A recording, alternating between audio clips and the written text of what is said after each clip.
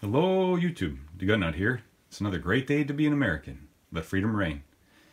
So today's video is going to be about a rest that I just purchased.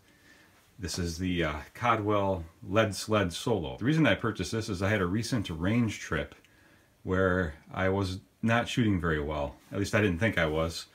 And to take shooter out of the question, I wanted to pick up a lead sled. I'm doing low development. I really want to make sure I'm getting results that aren't influenced too much by the trigger jockey.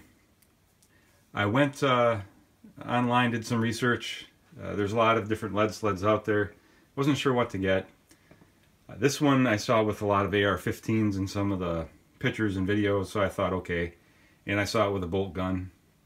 Looks like it will work for both. It's only $80 on Amazon, at least when I bought it. And so I figured, what the heck, I'll give it a try. It's not a lot. It's not a huge investment. Basically comes looking like that. In the bag here we got some other parts and pieces. Looks like the front rest portion of it with a strap, some knobs, and then part of the adjustment mechanism, I think, with the spring that lets you move it around kind of at the center. It does have a weight tray. It's designed so that you can put a bag of lead shot in there. I think this one supposedly only handles 25 pounds of lead shot. Here's the instructions. We're going to go ahead and relocate to the floor so I can try to put this together. Okay, first step of the process is we're going to disassemble this from the shipping position. So I use a 19mm wrench, or crescent wrench works just fine, I'm sure. Here's the frame part that the stock goes into. This looks like the front part. So we got a little sticky stuff on there. No big deal.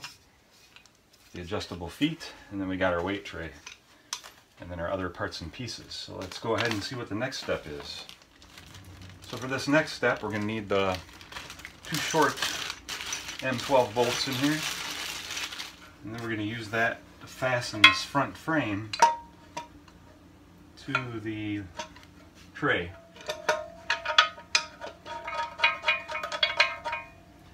Nothing too fancy about it, just some bolts.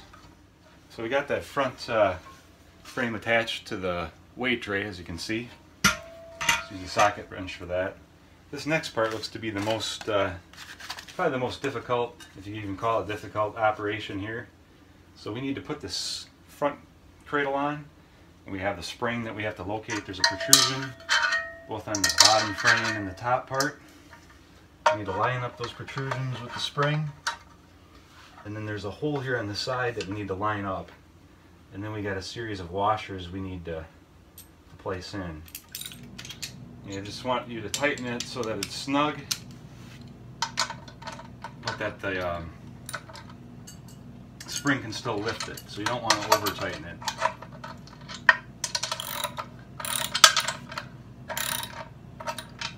Check here, make sure the spring can still lift it. It's still a little wobbly, so we'll give her a couple more turns. Check it again. Spring can still lift it, and it's not wobbly anymore. I think that's perfect. Now we put our pivot in. Pivot adjustment knob is what they call it. This threads through here. Now we see it raising it up. The mechanism's ready to go. Then we put on our front cradle assembly. Take the lower lock knob off. Stick that in the frame. And then we're going to put the lower lock knob back on. And then after we get this on, we're going to go back to the bench and talk about it. Alright, we got the Lead Sled Solo assembled. The only tricky thing really was in this pivot here, but I did get it done without too much trouble. It was just easier to do off camera.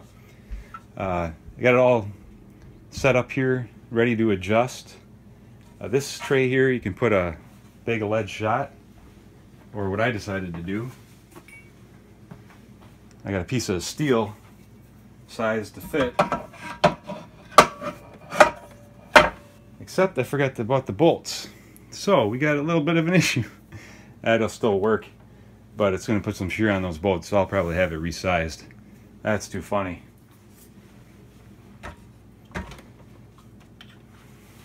This little strap here you're supposed to secure around the gun to hold it down so it doesn't fly up, I guess. Alright, here's the rest with a gun on it. The rest adjusts elevation with these knobs on either the left or right side. That's supposed to start that first, do that major adjustment. Then the gun forearm in relation to the frame. You use this to loosen the bottom, and then you can move this up and down. And then the minor elevation adjustments, you got your pivot point here that allows you, while you're behind the gun, to easily make a little tweak up and down. So it looks pretty good, pretty robust. I'm excited to try it out, and you're going to put some weight in here, and then that'll help keep it from moving around too much. Hope you guys enjoyed the video. If you did, please like and subscribe, and you guys be safe out there.